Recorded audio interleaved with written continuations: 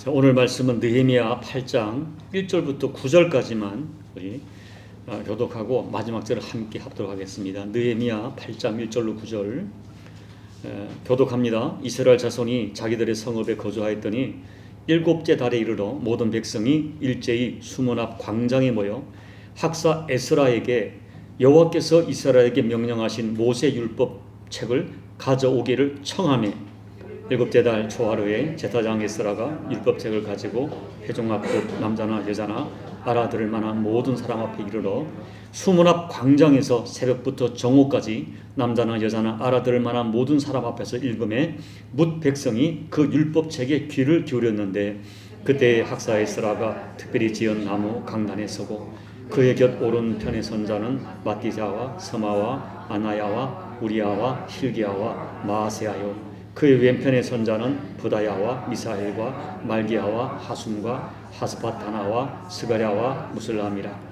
에스라가 모든 백성 위에 서서 그들 목전에 책을 펴니 책을 펼 때에 모든 백성이 일어서니라. 에스라가 위대하신 송축함에 모든 백성이 손을 들고 아멘 아멘 하고 응답하고 몸을 굽혀 얼굴을 땅에 대고 여호와께 경배하니라. 예수아와 바니와 세레파와 야민과 악국과 사부대와 호디야와 마아세야와 그리다와 아사랴와 요사밧과 하난과 불리야와 레위 사람들은 백성이 제자리에 서 있는 동안 그들에게 율법을 깨닫게 하였는데 하나님의 율법책을 낭독하고 그 뜻을 해석하여 백성에게 낭독하는 것을 다 깨닫게 하니 백성이 같이 있습니다. 백성이 율법의 말씀을 듣고 다 우는지라. 총독 느헤미야와 제사장 겸 학사 에스라와 백성을 가르치는 레위 사람들이 모든 백성에게 이르기를 오늘은 너희 하나님 여호와의 성일이니 슬퍼하지 말며 울지 말라 하고 아멘. 여러분 어떤 그 책을 읽다가 어떤 예화는 좀처럼 잊혀지지 않는 그런 예화가 있습니다. 제가 복음과 상황이라고 하는 책을 읽었는데 그 책에 쓰여진 한 가지 예화가 오랜 세월이 가도 좀처럼 잊혀지지 않습니다. 이런 글이 하나 실렸는데요. 20년 낚시 다닌 사람과 20년 교회 다닌 사람의 차이라는 글입니다. 어떤 사람이 20년 동안 매주 주일마다 낚시를 갑니다. 그런데 이 사람은 20년을 지나면 엄청난 낚시의 전문가가 되어 있다는 것입니다. 매주 낚시 잡지에서 낚시에 관한 글을 연구하고 또 매주일마다 현장에 가서 직접 낚시를 하면서 어느덧 대단한 낚시 전문가로 변해있다는 것입니다. 그런데 20년 동안 매주일마다 꼬박꼬박 예배에 참석하여 예배를 드리고 30분 정도 설교를 듣고 기도를 하고 또 필요하면 성경 주중에 성경 공부를 하고 교회 봉사를 했는데 놀랍게도 20년 동안 교회를 다녀도 성경의 초보자로 머물러 있는 경우가 대부분이란 것입니다. 20년 성경을 배웠으면 성경의 내용에 익숙하고 하나님을 깊이 만난 어떤 영적 체험과 간증이 있어야 되는데 여전히 20년짜리 영적 초보자가 많다는 것입니다. 이것은 작은 문제가 아니라는 것입니다. 이런 심각한 상태가 놀랍게도 한국 교회에서 너무나 쉽게 발견되는 영적 현실인 것을 부정할 수 없다는 것입니다. 사랑하는 여러분, 오늘 본문을 보면 52일 만에 예루살렘 성벽을 세웠습니다. 기적적으로 완공을 하고 그 이후의 사건을 계속 기록하는 것이죠. 6장에서는 예루살렘 성벽이 완전하게 세워졌습니다. 그리고 7장에서는 문을 달고 그 성문을 지키는 파수꾼도 세웠습니다. 예배자를 세우고 그리고 예루살렘을 다스릴 행정가도 세웠습니다. 그리고는 예루살렘 주변에 흩어져 사는 백성들에게 예루살렘 성 안으로 돌아와 살도록 고면을 했습니다. 그런데 여러분, 뭔가 부족합니다. 정말 중요한 것이 빠졌다는 것을 사람들이 스스로 느끼게 되는 것입니다. 사실 느헤미야는 처음부터 이것을 알고 있었어요.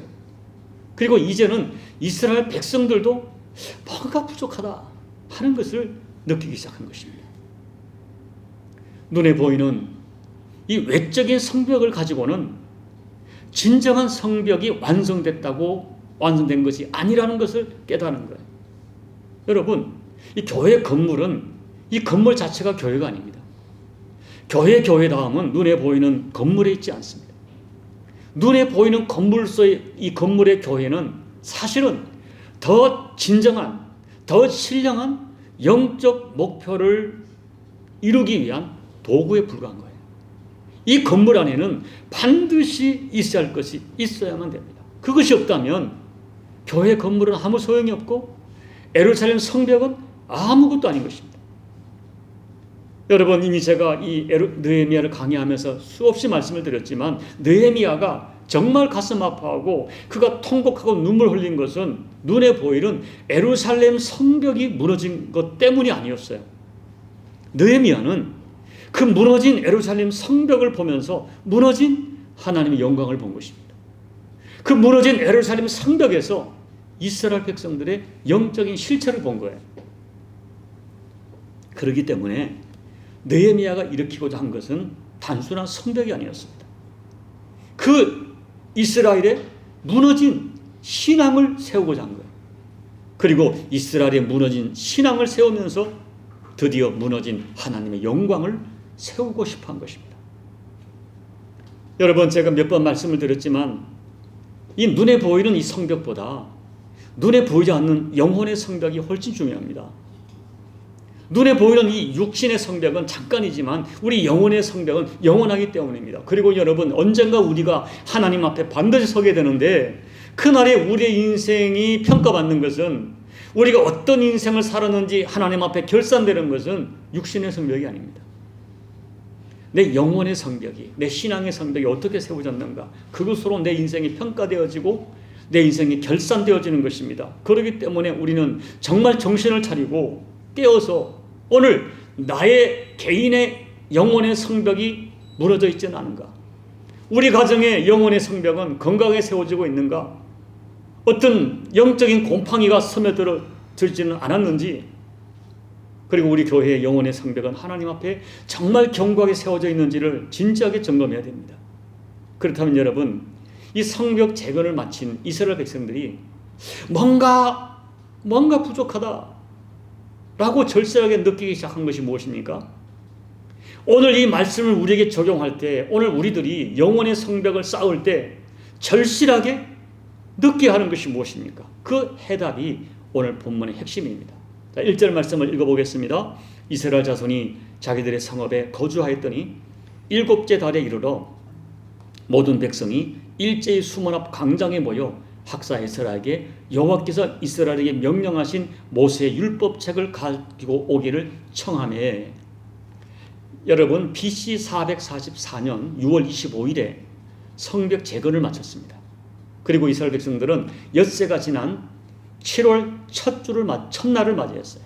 참고로 여기서 말하는 7월은 이스라엘의 종교 달력입니다. 이게 이스라엘의 민간력으로는 1월이고 7월이, 그리고 태양력으로는 9월과 10월에 해당하는 절기입니다. 그러니까 성벽 재건을 마친 지 6일이 지난 7월 첫날에 이스라엘 백성의 민간력으로는 1월 1일에 모든 백성이 일제히 수문 앞 광장에 모였어요. 여기 수문이란 것은 그 성벽의 여러 문 중에 예루살렘 동쪽에 있는 문인데 예루살렘으로 식수를 공급하는 문이라 해서 수문이라고 불러요. 그 수문 앞에 넓은 광장이 있었습니다. 그런데 여러분, 그날 모여든 백성들의 마음속에 어떤 갈급함이 있었어요. 성벽을 쌓기는 쌓았는데, 막 기뻐했는데 왠지 채워지지 않는 뭔가 텅 빈 공허함을 느낀 거예요. 여러분, 그것은 거듭난 사람이 느끼는 영적인 흙입니다. 그래서 그들은 스스로 자원해서 학사 에스라에게 말씀을 들려달라, 말씀을 들으려고, 말씀을 듣고자 원하니 하나님의 율법책을 가져오라고 요청한 것입니다. 그들은 너무 오랫동안 말씀을 듣지 못했습니다. 그래서 말씀에 굶주려 있는 거예요. 말씀에 대한 목마름, 이것은 성벽을 쌓는 것보다 더 본질적인 갈급함이었어요. 사랑하는 여러분, 누구도 부인할 수 없는 진실이 있습니다. 우리 영이 거듭나면 영이 살아나면 나타나는 가장 본능적 욕구는 말씀에 대한 갈급입니다. 우리의 이 텅 빈 영혼의 공간을 채울 수 있는 것은 사람이 아닙니다. 돈이 아닙니다. 오직 살아계신 말씀밖에 없습니다. 20년 동안 교회를 다녔지만 20년 낚시터를 다닌 사람보다 못한 이 부끄러운 종교인의 삶을 끝장내는 영적 원리는 하나입니다. 말씀으로 그 심령을 채워야 합니다. 그래서 이스라엘 백성들은 그들에게 느껴지는 이 영적 허기를 감당할 수 없어서 에스라에게 우리에게 말씀을 들려달라. 그래서 말씀을, 율법책을 가져오기를 요청했던 거예요. 바로 이 요청이, 이와 같은 말씀에 대한 갈급함이 진정한 회복의 첫걸음이고 개인의 신앙과 민족의 신앙 회복의 첫걸음이에요. 그렇다면 여러분, 오늘 이 말씀을 우리가 적용해 볼 때 오늘 내 인생과 우리 가정과 우리 교회에 있어야 될 진정한 부흥, 회복과 변화를 위하여 어떻게 말씀 회복이 이루어지야? 우리들이 달리 말하면 거듭난 사람에게, 진짜 거듭난 사람에게 말씀은 어떻게 작동되는가? 정말 내가 거듭났다면 말씀이 내게 어떻게 역사하는가 하는 것입니다. 첫째, 말씀에 대한 갈급함, 사모함이 나타납니다. 이스라엘 백성들은 스스로 말씀을 가져와 달라고 요청했어요. 그들은 왜 우리가 이 성벽을 쌓고도 잠깐 기뻐했는데 왜 금방 기쁨이 사그라들고 우리 가슴에 허전함이 이렇게 채워지지 않는가? 그 이유를 알았어요. 여러분, 이 당시는 개인 성경이 없었습니다. 그리고 모세오경 구약만 있었죠. 그래서 백성들은 학사 에스라에게 그 모세에게 주어졌던 하나님이 명령하신, 하나님이 주신 그 율법책을 가져와 달라 요청한 거예요. 인생의 진정한 가치는 성벽을 쌓는 것, 다시 말하면 하드웨어를 구축하는 것이 있지 않습니다. 말씀이 심령 안에 채워지지 아니하면 우리가 종교 생활을 아무리 반복해도 절대로 영적인 허기가 채워지지 않습니다. 말씀으로 채워지지 않으면 우리에게 약속된 어떤 복도 우리에게 실제화되지 않습니다. 그리고 여러분, 돈의 성벽, 지식의 성벽, 인간관계의 성벽, 또 세상에서 내가 성취한 어떤 신분의 성벽은 결코 우리의 영혼의 성벽을 채워지지 못합니다. 그래서 말씀으로 내 영혼의 성벽이 채워지지 아니하면 영적인 허기가 자연스럽게 느껴지는 거예요. 여러분, 저는 여러분에게 그런 갈증이 있기를 소망합니다. 아니, 여러분, 정말 내가 거듭났다면, 정말 내 영이 살아있다면 그 갈증 당연하게 생겨납니다. 생각해 보세요. 살아있는 사람은 먹지 않으면 허기를 느낍니다. 이건 정상적인 욕구예요. 그런데 인간은 육신으로만 되어 있지 않습니다. 하나님은 인간을 영과 육으로 만들었습니다. 그래서 인간은 육신의 욕구와 함께 영혼의 욕구를 느낍니다. 40일 금식하시고 굶주린 예수님을 사탄이 육신의 욕구로 유혹하려 했습니다. 바로 그때 우리 주님께서 인간의 진정한 굶주림이 무엇인지, 이 모든 인간은 무엇으로 인생을 살아야 하는지 분명히 선포하셨어요. 마태복음 4장 4절, 예수께서 대답하여 이르시되 기록되었으되 사람이 떡으로만 살 것이 아니요 하나님 입으로부터 나오는 모든 말씀으로 살 것이라 하였느니라 말씀하셨어요. 사람은 떡으로 사는 존재가 아니다. 떡도 필요하지만 떡은 육신을 위하여 잠깐이고 인간은 영으로 되어진 존재니 하나님 말씀으로 살아야 된다 선포하셨어요. 그런데 여러분, 영이 죽은 사람은 영적인 허기를 잘 느끼지 못합니다. 그렇지만 인간은 영으로 된 존재이기 때문에 희미하게 영적인 욕구를 느껴요.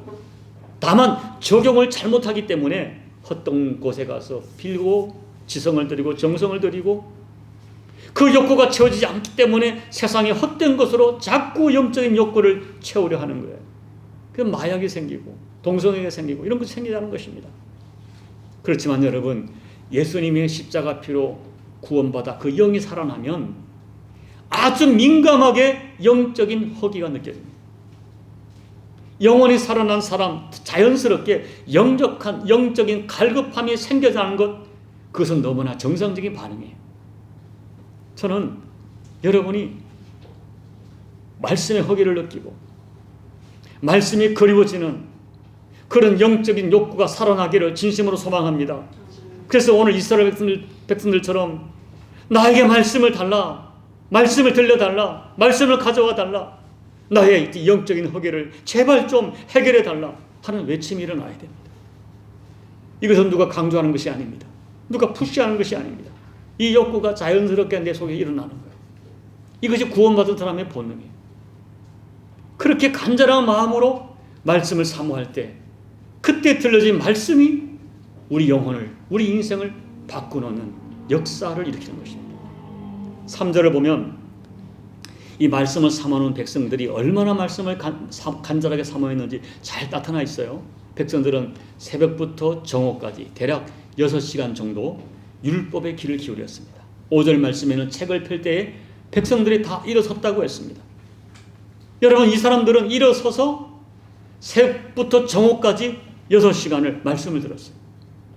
앉아서 들어서 힘들고 누워서 들어도 힘든 시간입니다. 그런데 그들의 마음이 너무 절박하니까, 너무 오랫동안 말씀을 듣지 못했으니까 영적인 허기가 나니까 그냥 말씀에 대한 갈증이 그들의 마음을 일어나게 했고 6시간 동안 말씀을 들어도 부족함이 없게 했어요. 중국에 가서 가끔 말씀을 전하는 목사님들 얘기 들어보면 너무 피곤한데 계속 말씀을 들어달라고 해서 10시간, 12시간 말씀을 전한다고 그러시더라고요. 아모스 8장 1절 읽어드립니다. 주 여호와의 말씀이니라. 보라, 날이 이를지라 내가 기근을 땅에 보내리니 양식이 없어 주림이 아니며 물이 없어 가람이 아니요 여호와의 말씀을 듣지 못한 기갈이라. 탄식하셨어. 성경은 분명하게 선포합니다. 우리 인생을 죽이고 살리는 기근은, 진짜 기근은 먹고 마실 양식이 없는 기근이 아니라는 것입니다. 하나님의 말씀이 들리지 않는 그 영적 기근이 우리 인생을 죽이고 살린다는 것입니다. 예수님께서는 심령이 가난한 자는 복이 있나니 천국이 그들의 것이라고 말씀하셨어요. 저는 이때 심령이 가난하다는 이 말씀의 의미를 다름 아닌 말씀의 기근을 느끼는 현상이라고 해석합니다. 정말 주님 없이는 살 수 없습니다. 내 심령이 하나님 말씀으로 채워지지 않고는 제가 살 수가 없습니다. 이것이 심령이 가난한 자의 태도예요. 시편 119편 131절을 보면 내가 주의 계명을 사모함으로 내가 입을 열고 헐떡였나이다 고백합니다. 말씀에 대한 영적인 갈급함이 이 사람은 헐떡거린다.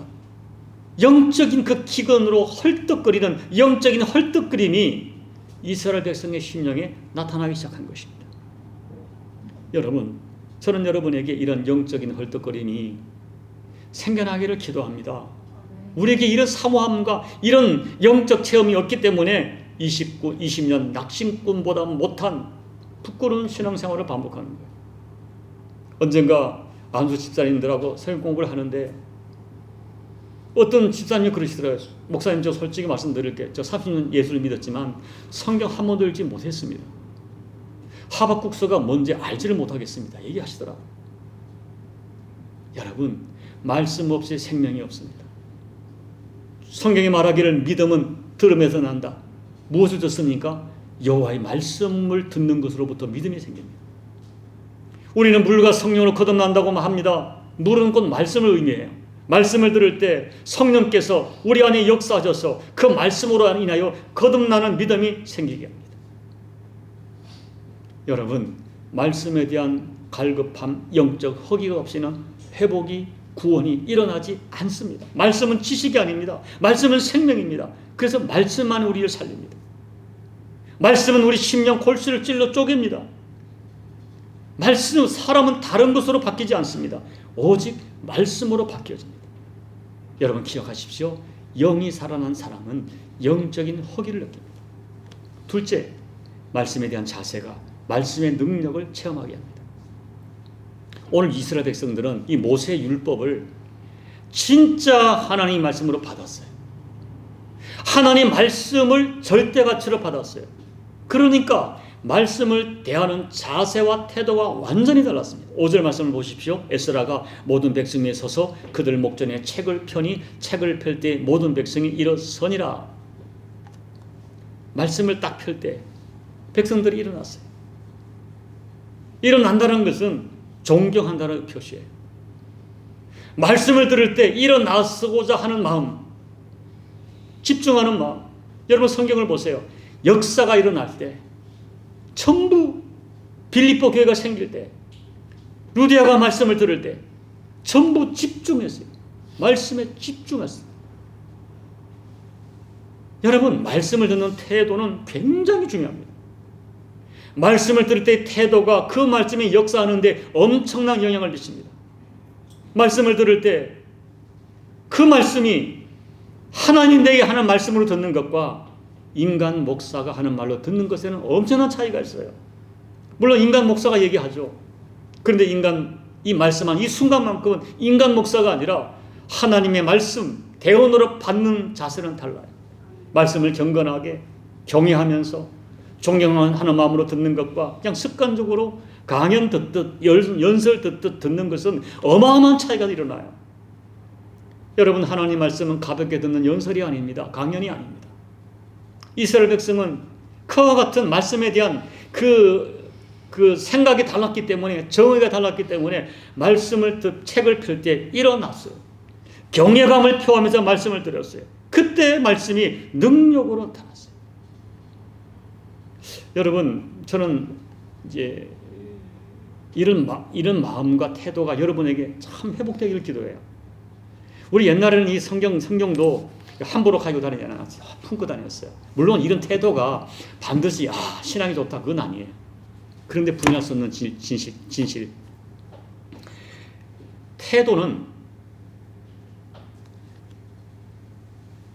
어떤 좋은 결과를 가져옵니다. 분명한 것은 내가 여러분 내 마음에 정말 소중하게 여길 때 그것이 사람이든 그것이 어느 것이든 그것을 대하는 태도가 다르게 나타난다.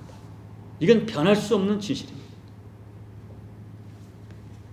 이렇게 경외하는 마음을 가지고 말씀을 들을 때 어떤 역사가 일어났습니까? 6절을 보십시오. 에스라가 위대하신 하나님 여호와를 송축하며 모든 백성이 손을 들고 아멘 아멘 하고 응답하고 몸을 굽혀 얼굴을 땅에 대고 여호와께 경배하니라. 말씀을 경외하며 들을 때 성령이 우리 가슴을 탁 치는 거예요. 격동하는. 그래서 자기도 모르게 아멘, 가슴에서 아멘이 터져나와요. 말씀이 내 가슴을 격동할 때 아멘 아멘 응답할 수 있는 반응은 그 사람이 가지고 있는 말씀에 대한 태도를 반영해 줍니다. 말씀을 존귀한 하나님 말씀으로 받으면 자기도 모르게 아멘이 터져나와요. 그리고 더 깊이 몸을 굽혀 경배해요. 같은 말씀인데 받아들이는 태도에 따라 전혀 다른 반응이 드러나는 것입니다. 그러므로 여러분, 오늘 우리가 정말 말씀의 능력을 체험하려면 말씀을 대하는 태도부터 바꿔야 돼요. 성경을 살아계신 하나님 말씀으로 받고 말씀 앞에 일어나는 마음 자세를 가지고 말씀을 들어야 돼요. 말씀을 전하는 주의 종들을 그 사람의 외면이 어떠하든지 그 사람의 수준이 어떠하든지 하나님 말씀을 전하는 대언자로 존중하며 대해야 돼요. 말씀이 떨어질 때마다 내 심령으로 아멘으로 받으셔야 돼요. 여러분, 안타까운 것은 비대면 영상으로 드리는 예배가 우리의 태도를 현저하게 낮추고 말았습니다. 다 그렇지는 않겠지만 일부라고 믿고 싶지만 솔직히 예배 태도를 망종으로 흐르게 했어요. 그건 비대면 예배를 드리는 사람들이 솔직히 고백해요. 잘 안 되더라는 거예요. 혼자 드리니까, 비대면을 예배 드리니까 안 되더라는 거예요. 여러분, 부인할 수 없는 진실은 태도를 보면 결론이 나와 있습니다. 사람의 태도는 그 사람의 인격이 드러나 있고 그 태도에 미래의 복이 담겨 있습니다. 태도가 지식보다 중요합니다. 여러분, 하나님과의 관계는 태도가 굉장히 중요해요. 인간관계도 태도가 중요하죠. 말씀의 복을 원하면 태도를 바꿔야 돼요. 그런 태도가 여러분에게 말씀에 살아있음을 체험하는 통로가 됩니다. 셋째, 영이 살아있는 사람에게는 말씀이 살아서 역사하는 것을 체험하게 됩니다. 어떤 사람이 랍비를 찾아와서 이렇게 말했어요. 랍비여, 나는 이 토라를 3번 훑었습니다. 그랬더니 랍비가 조용히 이렇게 대답했다고 합니다. 형제여, 그렇다면 토라는 당신을 몇 번 훑었습니까? 하나님 말씀이 나를 어떻게 다스리고 있는가? 하나님 말씀이 어떻게 나에게 작동되고 있느냐가 중요합니다. 말씀을 많이 읽고 성경 지식이 많은 것이 중요하지 않습니다. 그 지식이, 그 말씀이 나를 어떻게 작동하고 있는가? 어떻게 적용되고 있는가? 오늘 7절 9절을 보면 저들이 간절한 마음으로 말씀을 사모하자 말씀이 어떻게 역사합니까? 가장 먼저 말씀이 깨달아지는 거예요. 말씀이 깨달아졌다는 것은 하나님 말씀 앞에서 비로소 내가 어떤 존재인지를 알게 되었다는 것입니다. 여러분, 말씀은 가장 먼저 나를 드러내요. 하나님 말씀은 살아있어서 우리의 영혼을 쪼갭니다. 우리의 관절과 골수를 찔러 쪼갭니다. 심령을 찌릅니다. 그래서 말씀에 살아 역사할 때 가장 먼저 내 죄가 드러나고 내 정체가 드러나요.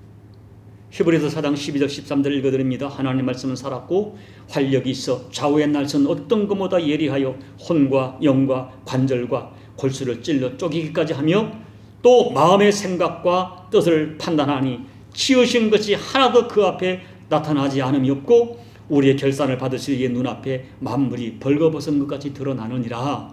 하나님 말씀은 살아있기 때문에 그 말씀을 우리가 진지하게 들으면 우리의 혼과 영과 관절과 골수, 쉽게 말하면 영과 육을 다 찔러 쪼개요. 말씀이 나를 찔러요. 그게 느껴져요. 그리고 결론적으로 우리 인생을 결산할 하나님 앞에 벌거벗은 것처럼 만물이 다 드러난다고 증거합니다. 하나님 말씀은 우리의 존재를, 우리의 삶을 발가벗겨요. 하나님 앞에 숨길 수가 없어요. 말씀은 내가 누구인지, 내가 어떤 삶을 살고 있는지, 그 인생의 결론이 어떻게 될 것인지 너무나 뼈아프게 실감하도록 나를 찔러요.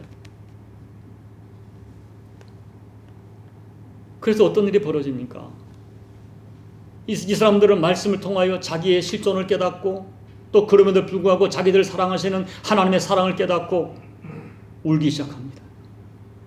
드러난 자기의 실체 앞에 우는 거예요.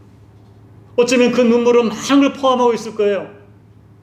자기의 죄를 회개하고 자기의 무지를 인정하며 회개의 눈물을 흘렸을 것이고 또 그럼에도 불구하고 우리를 포기하지 않으시는 하나님의 사랑 때문에 울었을 것입니다. 그 눈물이 그들의 인생을 바꿨어요.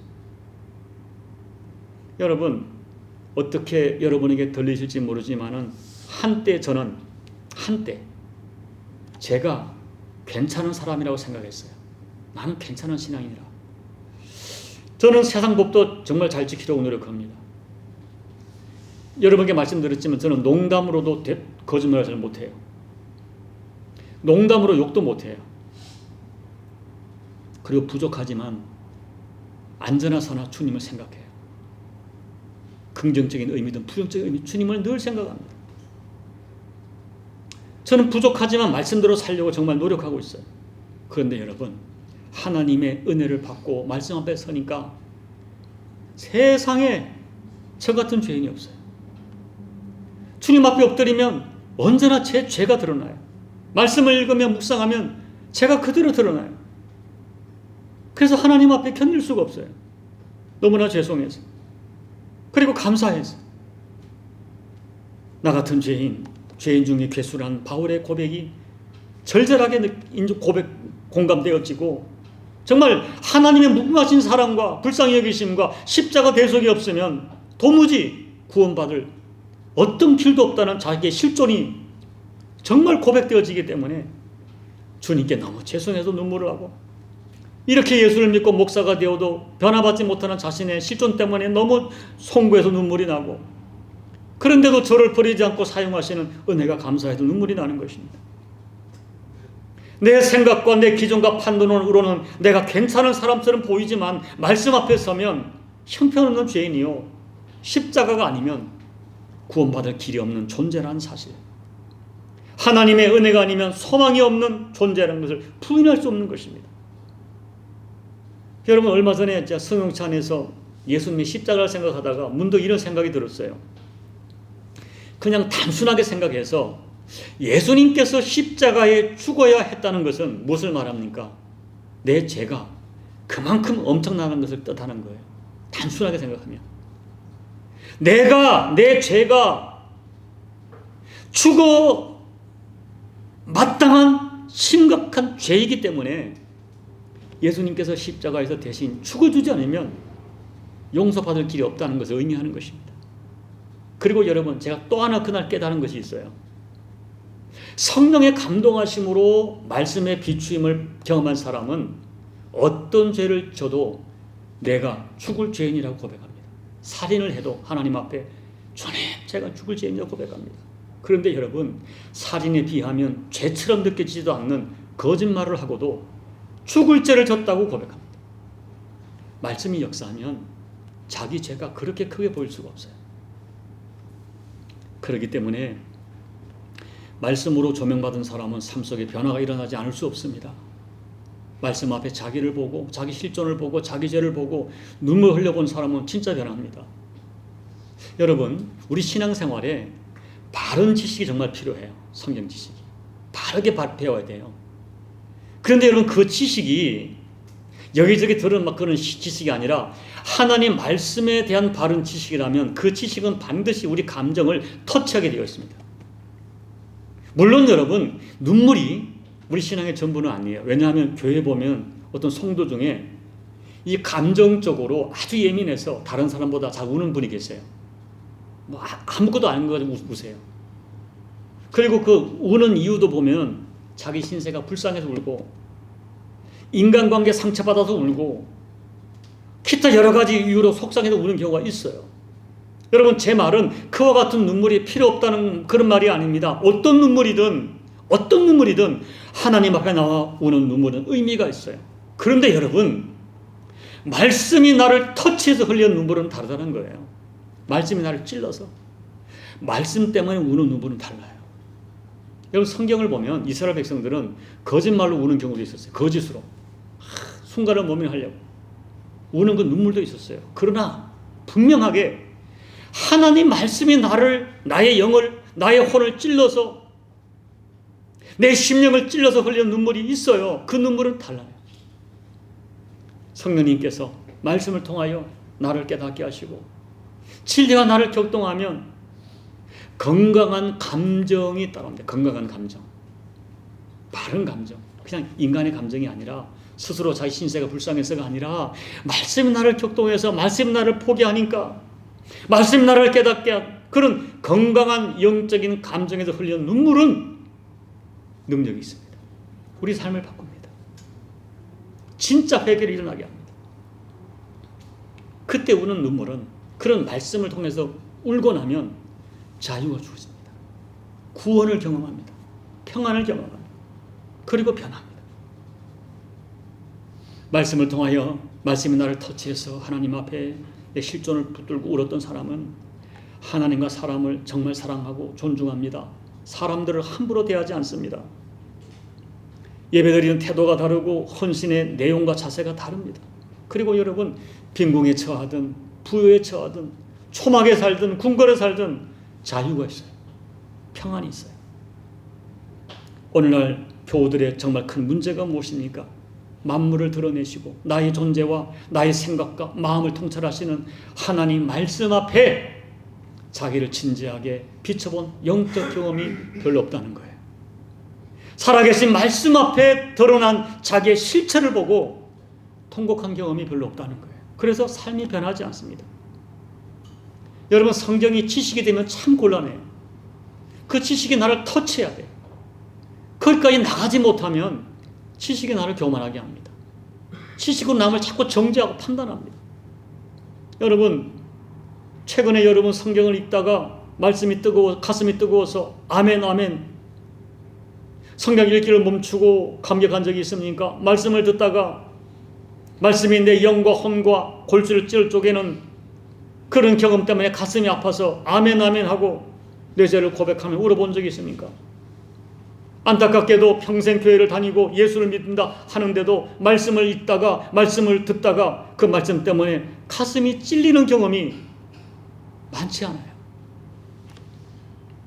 여러분, 눈물을 과학적으로 분석하면 2%의 소금과 약간의 단백질과 살균 작용을 하는 어떤 요소와 그리고 약간의 알칼리 성분이 있다고 해요. 그런데 그 눈물이 하나님 말씀으로 격동하는 눈물이 되면 그 결과는 엄청난 역사를 가져옵니다. 그날 말씀을 듣고 수문 앞 광장은 온통 눈물바다가 되었어요.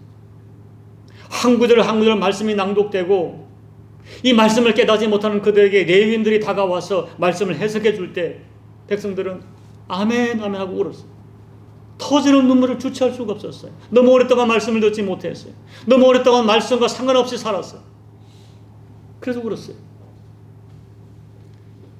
그래서 많은 학자들은 오늘 이 본문이 이스라엘 역사, 전체 역사에 가장 아름다운, 가장 감동적인 장면이라고 해석합니다. 이제 말씀을 마칩니다. 그날 백성들이 모여 말씀에 굶주려서 하나님 말씀 듣기를 시작한 날이 BC 444년 7월 1일이었어요.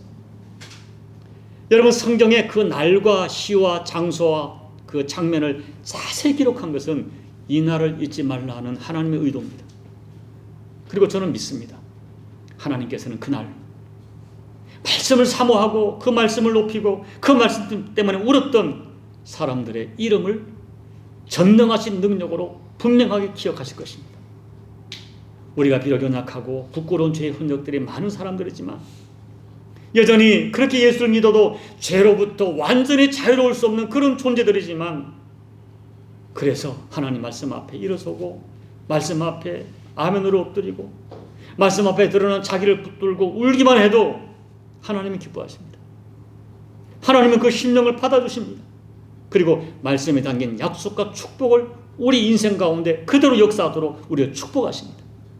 이런 말씀의 축복이, 말씀의 은혜가 저와 여러분 모두에게 반드시 경험되는 은혜가 되기를 예수님 이름으로 축복합니다. 아멘. 우리 잠깐 말씀을 붙들고 잠깐 기도하겠습니다. 사랑하는 여러분, 거듭난 자에게는 영적인 허기가 정상적입니다. 말씀을 듣고 싶습니다. 오랫동안 말씀을 읽지 않으면, 오랫동안 말씀을 듣지 않고, 여러분 언젠가 예배를 드리다가 어떤 분이 나가면서 울어요.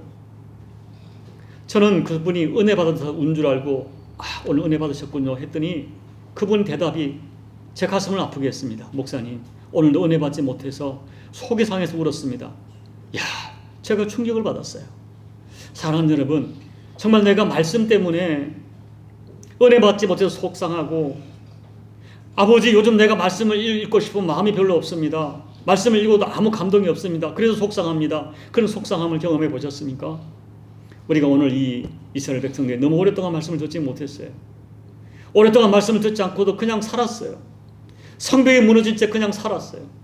그런데 느헤미야가 와서 그들의 마음을 격동시키니까 성벽을 건축했는데 뭔가 허전해요. 이제서야 정말 그들에게 영적 허기가 찾아온 것입니다. 오늘 말씀을 기억하면서 이 시간 성령이 주시는 감동을 따라 함께 기도하며 나가시겠습니다. 아버지 하나님 고맙고 감사합니다. 오늘 이스라엘 백성들의 회복은, 진짜 회복은 아버지 왜 건물의 회복이 아니라 그들의 심령의 회복이요 말씀의 회복인 것을 우리가 배웠습니다. 아버지 이런 회복을 주십시오. 정말 내가 영적으로 거듭난 사람인데 하나님의 사람들은 먹고 마시는 세상의 떡으로 사는 것이 아니라 하나님의 입으로 나오는 모든 말씀으로 살아난 예수님의 말씀이 우리 가운데 실제가 되게 도와주십시오. 오늘 이스라엘 백성들의 영적 허기가 우리 허기가 되어지고 그들의 눈물이 우리 눈물이 되어지고 말씀 앞에 터치된 그들의 터치가 우리에게 터치가 될 수 있도록 아버지 도와주십시오. 그리하여 우리들 가운데 진정한 회복의 역사가 일어날 수 있도록 아버지 은혜 베풀어 주십시오. 이렇게 오래 예수를 믿어도 이런 은혜가 없다는 것이 너무 속상합니다. 주님 도와주십시오. 사람의 능으로 되지 않고 힘으로 되지 않고 오직 성령으로 되는 믿사오니 성령 하나님 도와주십시오. 아버지 도와주십시오. 아버지 그대로 하게 해주십시오. 아버지 하나님 아버지, 그토록 오랫동안 말씀을 듣지 않고도 살아왔던 이스라엘 백성들, 너희네가 와서야 성벽이 세워지고 견딜 수 없는 영혼의 허기를 느끼고 우리에게 말씀을 들으려다 요청하는 그들의 모습이 오늘 우리의 모습이 되기를 원합니다. 하나님 아버지, 주님께서 말씀하시기를 사람은 절대로 떡으로만 살지 못한다. 아니, 떡으로 사는 존재가 아니다. 여호와 입으로 나오는 모든 말씀으로 살아야 한다는 예수님의 말씀이 절대 진리인데, 하나님, 오늘 우리 가운데 말씀이 들려지지 않고 말씀이 허기가 느껴지지 않고 언제부턴가 말씀에 감동되지 않는 것이 내게 얼마나 엄청난 사건인가를 기억하면서 내 가슴을 쥐고 오늘 이스라엘 백성들처럼 내게 말씀을 들려달라, 여호와여, 성령님이여, 내게 말씀이 들려지도록 나를 도와달라고 우리에게 이 아름다운 거룩한 소원의 기도가 들어질 수 있도록, 이 거룩한 소원이 우리들에게 있어질 수 있도록 도와주시고, 이런 소원으로 드린 자에게 마침내 말씀이 말씀되게 역사하는 그 은혜를 우리 교우들 반드시 체험하도록 아버지 은혜 베풀어 주시옵소서. 예수님 이름으로 감사하며 기도하옵나이다. 아멘.